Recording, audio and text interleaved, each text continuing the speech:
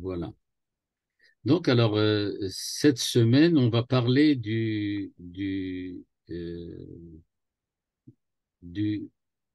la Akedat Yitzhak, en fait. On va parler de la Akedat Yitzhak. C'est pas vraiment. J'ai un peu hésité parce que c'est pas le sujet, c'est vraiment la Akedat Yitzhak, mais pas dans le sens dans lequel on va essayer de rentrer dans les versets de la Akedat Yitzhak, du sacrifice d'Isaac, mais on va essayer de comprendre quelle est la signification, j'aurais pu dire, globale, générale, universelle de la Akedat Yitzhak.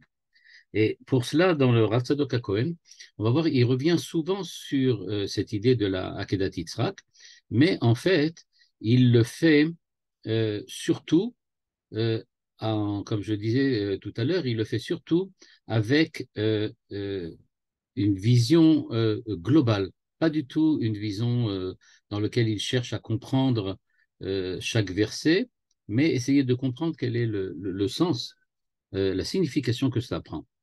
Alors pour ça, comme vous avez maintenant devant vous dans le texte, je vais juste l'agrandir un tout petit peu, voilà.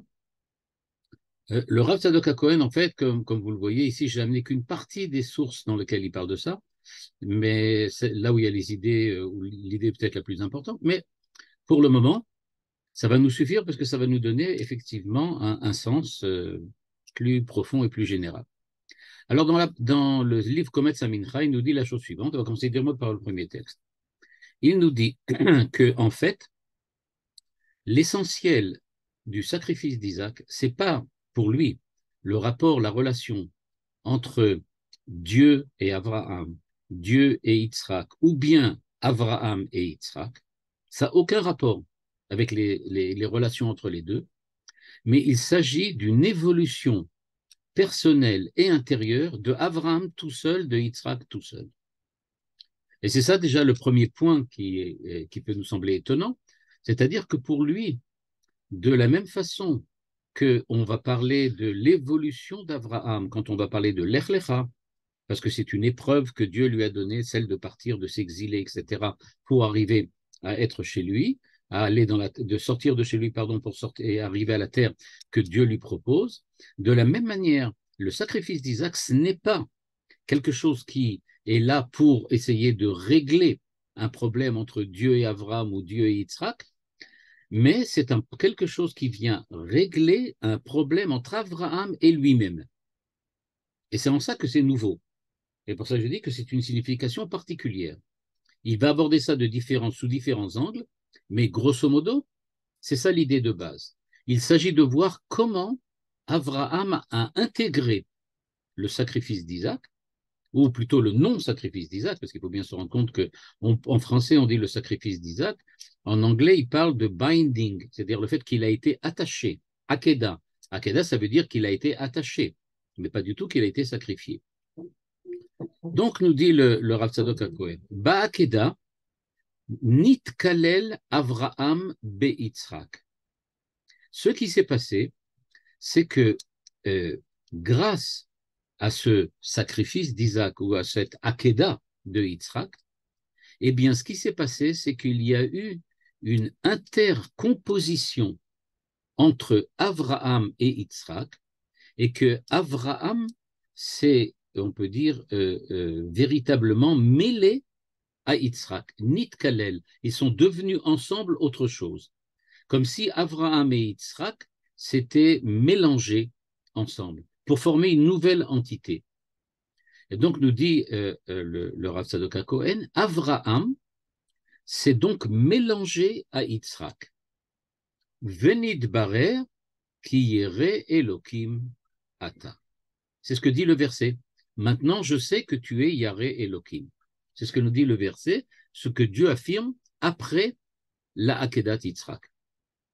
De là, en tire le Rav Tzadok HaKohen l'idée que le but de cette Akedat Yitzhak, c'était pas encore une fois d'essayer d'exprimer des nouvelles relations entre Abraham et Yitzhak ou entre Abraham et Dieu, mais c'était de provoquer un changement, une transformation chez Abraham. Quelle transformation? Le fait que maintenant Abraham s'est transformé grâce à Yitzhak. Il a pris une partie de la capacité, j'aurais pu dire, de relation que Yitzhak avait avec Dieu, et il se l'est intégré lui-même. Il a donc intégré en lui Yitzhak. On peut dire aussi d'une autre manière, il s'est intégré à l'intérieur de Yitzhak. Tout dépend quelle va être la modularité, on va dire comme ça, de Abraham, c'est-à-dire en quoi il s'est transformé. Est-ce qu'il est devenu un Yitzhak ou bien c'est qu'il a intégré du Yitzhak en lui? C'est ce qu'on va voir maintenant. Nous dit le Rav Tzadok, il s'est avéré que en fait, Yare Elohim Ata. De manière traditionnelle, Yitzhak est considéré comme l'homme de la crainte, c'est-à-dire l'homme de ce qu'on appelle dans la Kabbalah Midat HaGvura ou Midat HaDin. C'est-à-dire qu'il est quelqu'un qui fonctionne selon la loi, la règle. C'est Yitzhak.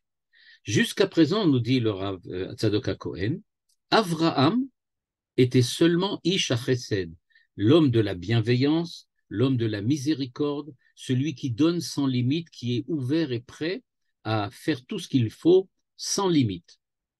Eh bien maintenant, il s'est intégré en Yitzhak, c'est-à-dire qu'il a donné une connotation de limite à sa personnalité qui était ouverte, on peut dire d'une certaine façon, à l'infini.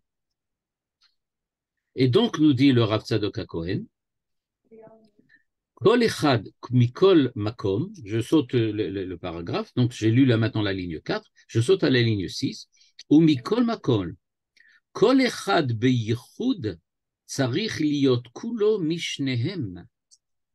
Parce que nous dit le Rav Tzadok HaKohen, ni Avraham ni Yitzhak ne représentent l'identité juive, l'identité Israël, ou plutôt l'identité hébraïque, comme disait Manitou. Aucun des deux ne représente véritablement l'identité hébraïque parfaite, chacun ne représentant qu'une certaine façon de l'exprimer.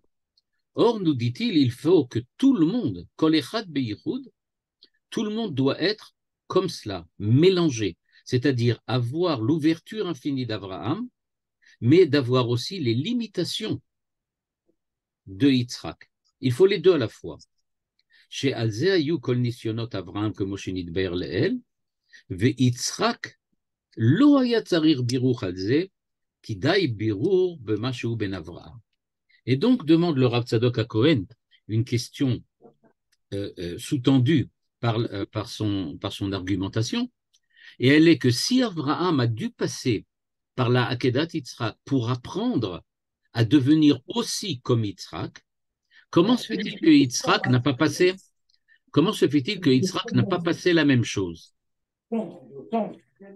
Et donc, ce que demande ici, le Rav Tzadok HaKohen, c'est d'essayer de voir pourquoi en fait, il y a chez Yitzhak une absence de Hakeda. La Hakeda n'existe pas chez lui. On ne lui demande pas de s'intégrer à l'intérieur d'Abraham. Or, dit-il, c'est bien connu que ni Abraham ni Yitzhak ne représentent l'identité juive, l'identité hébraïque. Donc, comment se fait-il que Yitzhak n'a pas passé quelque chose qui serait l'équivalent de la Hakeda? Et la réponse exceptionnelle et étonnante du Rav Tzadok, c'est qu'en fait, Yitzhak est le fils d'Abraham et ça suffit.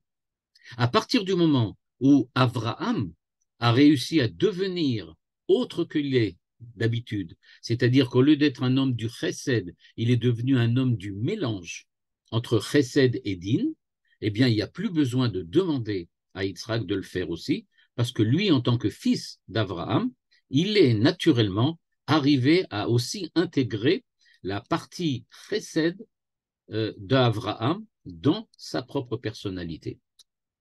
Donc, ce que nous dit ici le Rav Tzadok, la Kedat Yitzhak, c'est une épreuve pour Abraham, c'est-à-dire c'est quelque chose qui vient aider Abraham à passer un cap. Il y a quelque chose qu'Abraham n'arrivait pas à faire, c'est sortir de lui-même, c'est-à-dire sortir de son intentionnalité, j'aurais pu dire chesed, qu'il avait depuis le départ. Maintenant, grâce à la Hakeda, il est devenu l'homme du din aussi. Et donc, c'est pour ça que il est parfait, et donc c'est terminé. Ani Yodea Sheyere Elohim Ata, lui dit Dieu. Ça y est, dit, je sais, tu as réussi à intégrer le din. Tu as réussi à intégrer Elohim, Yere Elohim, la yira, la crainte. C'est-à-dire que maintenant, tu sais te fixer des limitations, tu sais te fixer des frontières, à donner des frontières à ton, on peut dire, à ta propension vers l'infini. Il dit c'est cela qui était véritablement important, et c'est pour ça que tu as passé avec succès cette épreuve. Comme vous le remarquez, le Rav Tzadok HaKohen n'explicite absolument pas comment ça s'est produit, mais il se contente d'affirmer cela s'est produit. C'est-à-dire que si maintenant on demande, mais alors, comment a-t-il fait? En quoi c'était véritablement efficace? Pourquoi fallait-il passer par le stratagème de lui dire sacrifie ton enfant, puis lui dire non, on n'en a pas besoin? Comment c'est ça qui le fait passer du côté du Din et du côté de Yitzhak? Ça, le Rav Tzadok HaKohen, pour le moment, n'en parle pas. Mais il continue en disant, ligne 9 maintenant, Veze Shamar et les Toldot Avraham, Avraham, Olid et Yitzhak, etc. Donc, voici les descendants d'Abraham. Abraham a enfanté Yitzhak. Ar'e yir'a shel kdusha shenolda mitzad ha'ava. C'est-à-dire, nous dit le Rav Tzadok, quand ensuite on nous raconte voici la descendance d'Abraham, et qu'on nous dit qu'Abraham a engendré Yitzhak, la question est de savoir comment est-ce possible. Abraham, c'est l'homme du chesed, comme j'ai dit, c'est l'homme qui a la propension à s'approcher de Dieu en permanence. C'est quelqu'un qui recherche la permanence d'une relation avec son Créateur. Par contre, Yitzhak est au contraire celui qui essaye non pas de ne pas être en contact avec Dieu, mais de toujours rechercher si cette relation qu'il essaye d'élaborer pour être en contact avec Dieu est véritablement une relation sincère, une relation véridique. C'est-à-dire que, et j'aurais pu dire de cette façon-là, Abraham se laisse emporter par l'enthousiasme qui le pousse vers Dieu, alors que Yitzhak se remet en question en permanence. Donc Yitzhak est très inhibé, parce qu'il se remet en question tout le temps. Abraham est extrêmement extériorisé, parce qu'il est tout le temps en train de rechercher le contact avec Dieu. Et donc, nous dit le Rav Tzadok, quand la Torah nous dit que Abraham a enfanté Yitzhak, c'est étonnant, c'est pas possible. Quelqu'un qui est complètement poussé vers l'extérieur, qui est complètement extériorisé, ne peut pas brusquement enfanter de l'inhibé, c'est-à-dire il ne peut pas avoir quelque chose d'inhibé en lui, puisque précisément sa qualité principale, ou même sa caractéristique, c'est d'être précisément complètement ouvert. Donc il est complètement ouvert vers Dieu. Comment est-il en même temps inhibé? C'est pas possible. Nous dit le Rav Tzadok, si, c'est justement cela, ce à quoi est arrivé Avraham Avinu. Yir'a shel kedusha, il s'agit donc d'une crainte de sainteté, de sanctification, chez Nolda Mitzada Ha'ava, qui est né, qui est apparu, qui s'est formé et composé à partir de l'amour que Abraham avait développé naturellement vers Dieu. C'est-à-dire que ce qui s'est passé, c'est que Abraham avait un amour pour Dieu infini, et donc il était extériorisé dans le sens qu'il était tout le temps en la recherche de l'expression de cet amour pour Dieu. À chaque fois, dans chacun de ses actes, dans chacune de ses actions, dans chacune de ses projets, de ses intentions, il essayait de mettre en place une relation tangible et surtout véritablement visible, vivante avec Dieu. Alors que Yitzhak, au contraire, se renferme tout le temps sur lui-même pour essayer de bien être sûr qu'il est digne d'être face à Dieu. Et donc demande le Rav Tzadok, comment c'est-il possible qu'Abraham puisse faire les deux à la fois? Il dit oui, c'est possible. Il a réussi à développer une crainte à partir de l'amour qu'il avait pour Dieu. Il a réussi véritablement à faire ce que on peut dire l'impossible, c'est-à-dire être à la fois ouvert et inhibé. Veyesh lo gam ken midat ahava betolada ki bara kera'a de'avua. Et donc, Yitzhak n'avait pas besoin, lui, de faire une Hakeda, parce que lui, il avait déjà acquis cet amour et cette ouverture grâce au fait qu'il était le fils d'Abraham, mais que lui-même avait jusqu'à présent développé uniquement, plutôt, une inhibition. Et donc, ce qui s'est passé, c'est la chose suivante. La réaction que Yitzhak a eue par rapport à Abraham, c'était de se remettre en question en permanence. Abraham étant tellement ouvert, ça a provoqué chez Yitzhak une espèce de retour de bâton, il a fait le contraire. Mais maintenant qu'il a vu comment son père est arrivé à lier les deux à la fois, c'est-à-dire à être ouvert vers Dieu, mais en même temps être capable de se limiter, de se remettre en question et de ne faire que vraiment ce qui est essentiel pour créer cette relation avec Dieu, eh bien, maintenant qu'il a vu ça, il n'a pas besoin d'autre chose pour arriver à acquérir cette capacité à lier l'amour de Dieu avec le respect et la crainte pour Dieu. C'était quelque chose qui lui est venu naturellement, mais il avait besoin de voir que c'était possible. Lui avait développé cette crainte et ce respect pour Dieu parce qu'il avait l'impression que c'était exagéré du côté d'Abraham, que ce que demandait Abraham, ça dépasse ce que les possibilités naturelles de quelqu'un. C'est trop compliqué, c'est trop demandé d'être tout le temps dans l'extase et tout le temps être proche de Dieu.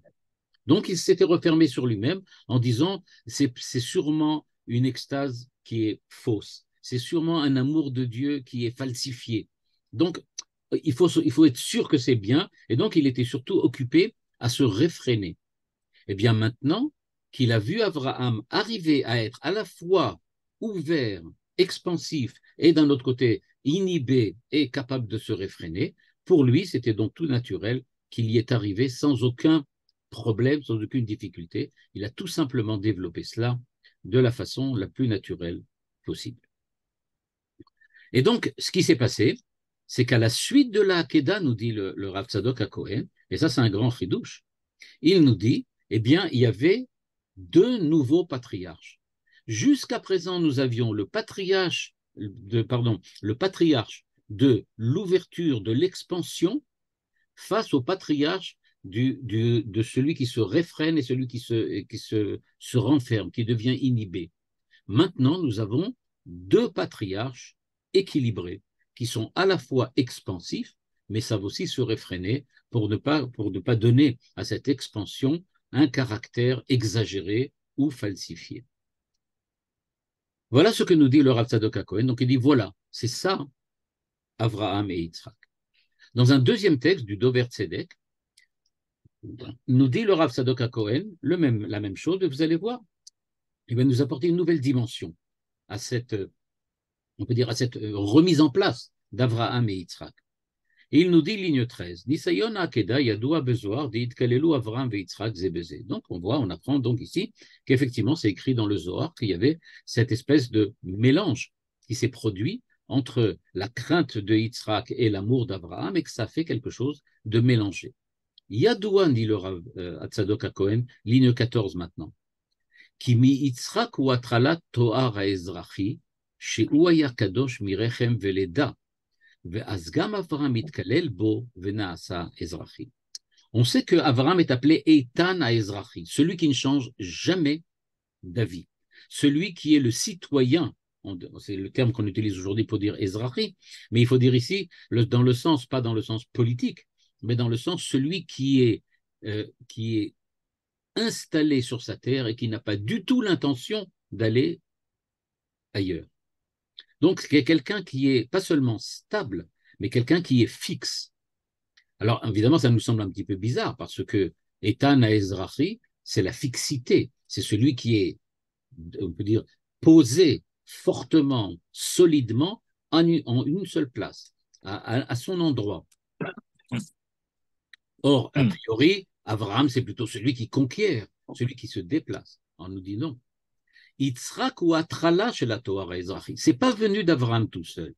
Avraham s'est fait appeler Eitan Haezrachi parce que il a appris au moment de la Hakeda Et il a pris chez Yitzhak, au moment de la Hakeda, cette qualité d'être fixe, c'est-à-dire à l'opposé de cette propension à se rapprocher de Dieu, à cette propension de donner expression à son amour pour Dieu, on voit Abraham brusquement s'arrêter, devenir complètement monolithique et fixe. Eitan à Ezrahi. Je ne bouge pas, je ne change pas, je reste tel que je suis. Eh bien, nous dit le Rav Tzadok HaKohen, c'est cela ce qu'il a appris de Yitzhak. Donc, dans le premier texte, il nous a dit que c'était le mélange de l'amour et de la crainte et du respect. Maintenant, il nous dit non, c'est pas vraiment le mélange entre la. C'est pas qu'il dit que ce n'est pas, mais une autre facette de ce mélange, c'est qu'on parle entre le mouvement et la fixation. Abraham est devenu fixe, stable, solide, équilibré, et c'est pour ça qu'il devient maintenant Eitan à Ezrahi. On dit celui qui ne bouge pas, qui quand il a pris une décision, reste exactement on peut dire il soutient et confirme ce qu'il a pris comme décision. Et nous dit le Rav Tzadok HaKohen à la ligne 16 en bleu, Venaasa Avraham tafel le Yitzhak. À partir de ce moment-là, quand Avraham est devenu Ezrahi, c'est-à-dire qu'il est devenu fixe, qu'il est devenu stable, qu'il est devenu équilibré et qu'il n'était pas simplement un espèce de bouillonnement perpétuel qui essaye tout le temps de se rapprocher de Dieu, sans donner à cela ni limite ni direction précise, eh bien, nous dit Avraham est donc devenu moins important que Yitzhak. C'est Yitzhak qui lui a donné l'essentiel de son caractère. Et c'est pour ça qu'on dit de lui, Yere Lokimata. Tu crains Dieu comme Yitzhak maintenant. Tu es devenu un petit Yitzhak. De la même manière, on t'appelle Eitan Ezrahi, parce que tu es devenu comme Yitzhak. Ve Yitzhak ou Aïkar, qui min hu ve al'a, aya esek Avram bemadrigat Ezrahi. Ou bedarga de Yitzhak, שלא נתנסה כלל בשום ניסיון. וכן אברהם אבינו לא נתנסה עוד ובאותה מדרגה היה יצחק עיקר. Et donc nous apprend quelque chose de formidable. Il nous dit, après la Akedat Yitzhak, tout ce qu'on raconte sur Abraham, c'est pas important en tant qu'Abraham, c'est important en tant qu'Abraham devenu Yitzhak. C'est Yitzhak qui est l'essentiel de l'histoire de l'histoire du Tanakh. Si on regarde maintenant la paracha, après la paracha de Vayera, on va parler encore de nombreuses choses. Eh bien, regardez bien, dit le Rav Tzadok HaKohen, le personnage principal du scénario que le Tanakh met en œuvre dans son histoire, dans la Torah, ce que Moshe nous raconte, eh bien, ce personnage principal, ce n'est plus Abraham, c'est maintenant Yitzhak. C'est Yitzhak qui est le personnage central. Après la Hakeda, Yitzhak est devenu le point central de l'histoire de la Torah. C'est-à-dire qu'on ne nous raconte plus l'évolution d'Abraham, on nous raconte l'évolution de Yitzhak. Après la Hakeda, Abraham a terminé son rôle, il est devenu équilibré, c'est-à-dire il est devenu intégré. Il s'est intégré à la personnalité de Yitzhak en absorbant de Yitzhak ce qui lui a permis d'avoir à la fois une expansion, j'aurais pu dire, affective vers Dieu, mais d'un autre côté, une expansion limitée. Ce qui fait maintenant l'histoire d'Israël, c'est cette capacité à se limiter. La capacité expansive, c'est Abraham qui l'a apporté dans les premières parashiot, Lech Lecha et Vayera. À partir de Vayera, Chaye Sarah, on parle d'Abraham, mais ce n'est pas Abraham qui est au centre, c'est Yitzhak. D'ailleurs, toute l'histoire de Chaye Sarah, c'est l'histoire du mariage de Yitzhak, et pas du tout l'histoire d'Abraham. Abraham est un petit peu un personnage d'arrière-plan dans la paracha de Chaye Sarah. Donc, ce qui se passe ici, c'est donc que, nous dit le Rav Tzadok HaKohen, eh bien, Yitzhak est devenu l'essentiel. Et c'est pour ça que Abraham a arrêté de subir des épreuves après la Akedat Yitzhak. Et pourquoi? Peut-être avait-il encore d'autres choses à prouver, peut-être avait-il encore d'autres choses à parvenir à dévoiler dans sa personnalité, eh bien, nous dit non, le Rav Tzadok HaKohen, il n'y a plus rien. Il n'y a plus rien de nouveau qui peut se créer chez Abraham. Et pourquoi? Parce qu'il est arrivé au niveau de Yitzhak qui n'a besoin d'aucune épreuve pour prouver qui il est. Parce que, par quoi prouve-t-on qui on est? Nous sous-entend ici le Rav Tzadok HaKohen. Eh bien, on prouve qui on est, non pas par la possibilité et la capacité d'entreprendre des choses folles et j'aurais pu dire, et nouvelles et créatrices, mais en sachant dominer, limiter cette propension à la créativité. La créativité d'Abraham, c'est le mouvement, c'est mettre en marche un moteur qui va maintenant faire bouger toute l'histoire. Mais l'histoire ne se crée pas par le mouvement, elle se crée par la capacité de ce mouvement à être dirigé dans une certaine direction et savoir maîtriser la vitesse à laquelle le processus historique évolue. Ce que nous apprend ici le Rav Tzadok HaKohen, c'est que l'histoire est toujours l'histoire d'un mouvement, l'histoire d'événements, l'histoire de changements. Mais oui, mais des changements qui étaient limités dans le temps, limités dans l'espace, limités dans les hommes. C'est-à-dire qu'il y a quelque chose qui fait que le changement ne devient pas ce qui est le plus important, mais c'est la façon dont les hommes façonnent ce changement, la façon dont les hommes transforment le monde et lui donnent une direction et lui donnent une certaine forme. Avraham Avinu était un créateur de formes, mais une infinité de formes qui changeaient en permanence. Un espèce de kaléidoscope dans lequel aucune image ne reste fixe. Un peu comme un film qui passerait très très vite, dans lequel on n'arriverait pas à discerner une histoire. Alors il y a des changements permanents. C'était Avraham. Il va faire la guerre par ici, il va conquérir par là, il va sauver son beau-frère, il va déménager, il va descendre en Égypte, il va remonter d'Égypte. Tout ça, nous dit le Rav Tzadok HaKohen, c'est formidable. C'est la première fois qu'on voit quelqu'un en rapport, en relation avec Dieu, qui agit dans l'histoire, qui agit dans le monde. Mais il n'y a pas vraiment de direction. Il n'y a pas véritablement une signification globale, générale, universelle. Il fait des choses, il fait des choses, il fait des choses, mais il fait tellement de choses qu'on ne sait pas vraiment ce qu'il fait.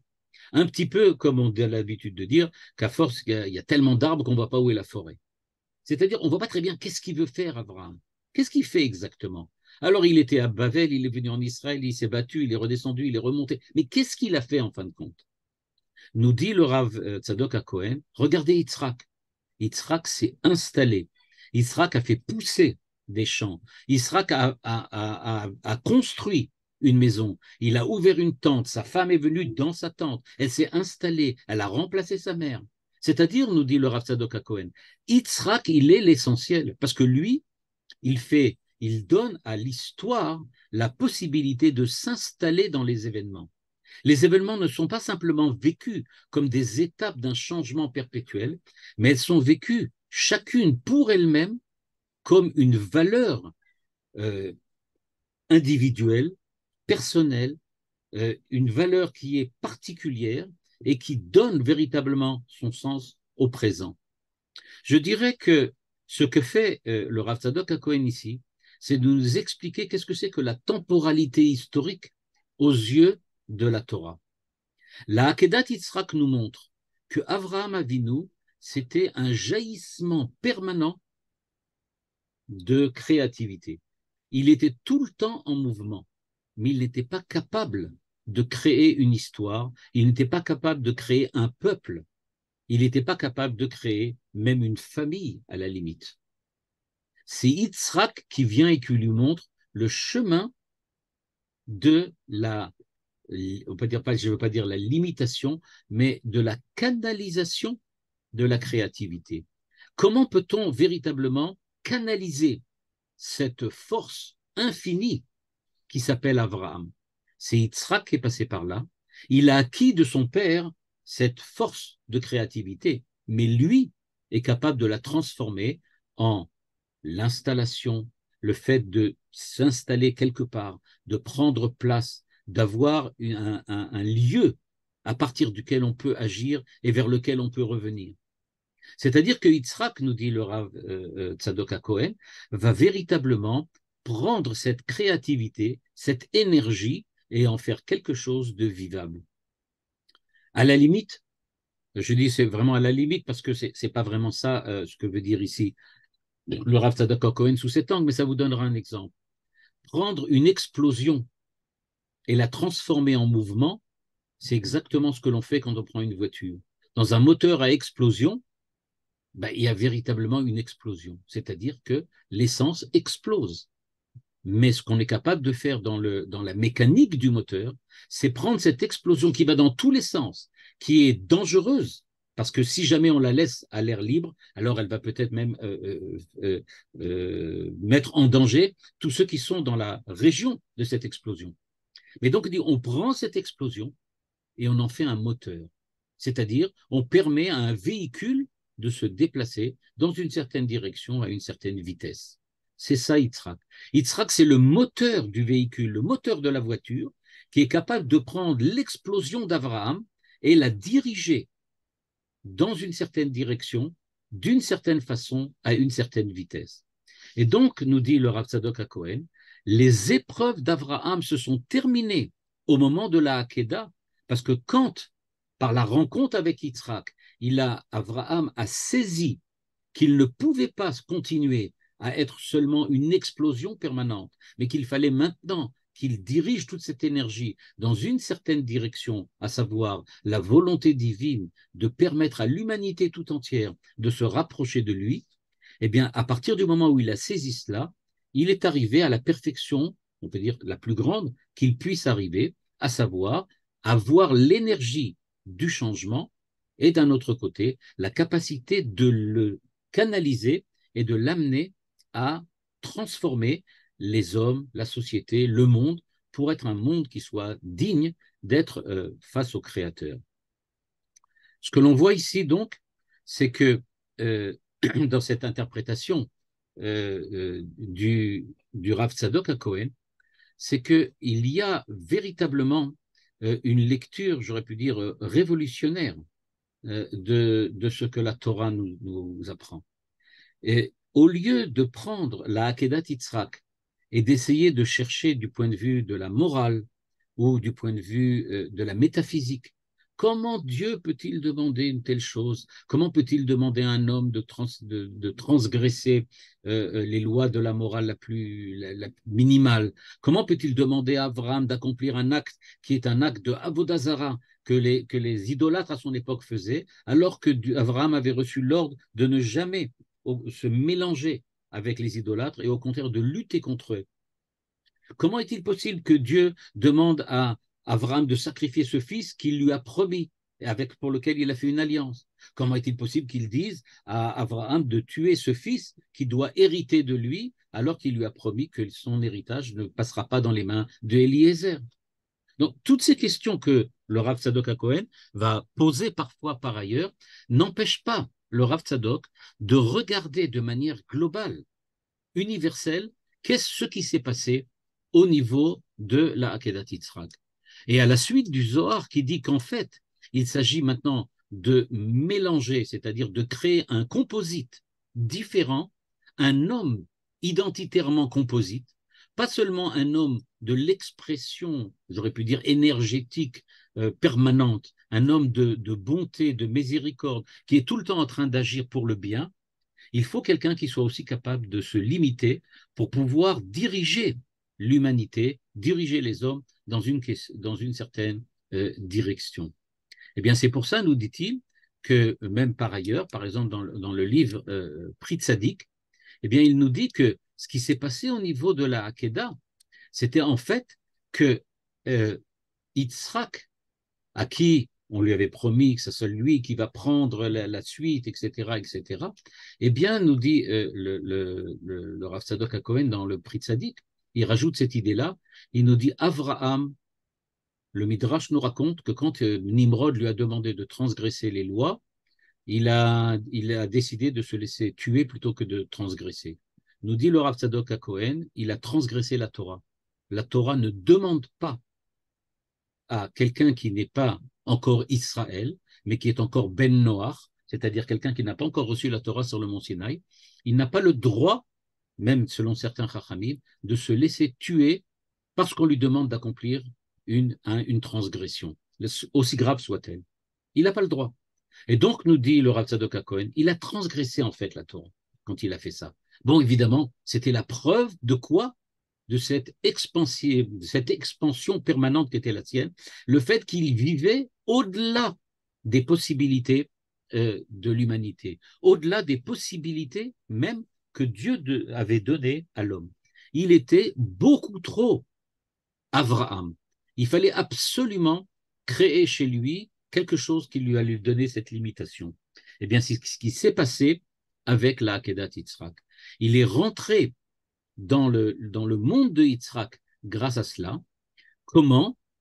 Ici, le Rav Tzadok HaKohen ne l'explique pas, mais par ailleurs, il fait un remez, il fait une allusion à ce qui s'est passé là-bas, et il nous dit en fait que ce qui s'est passé, c'est qu'au moment de la Akedat Yitzhak, eh bien, pour son amour pour Dieu, il a repoussé son amour pour son enfant.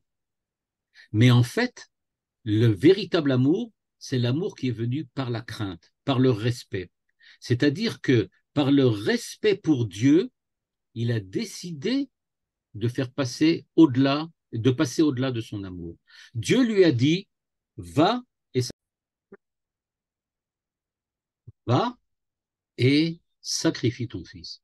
Quand Dieu dit à Abraham, va et sacrifie ton fils, devant Abraham, il y a le choix suivant.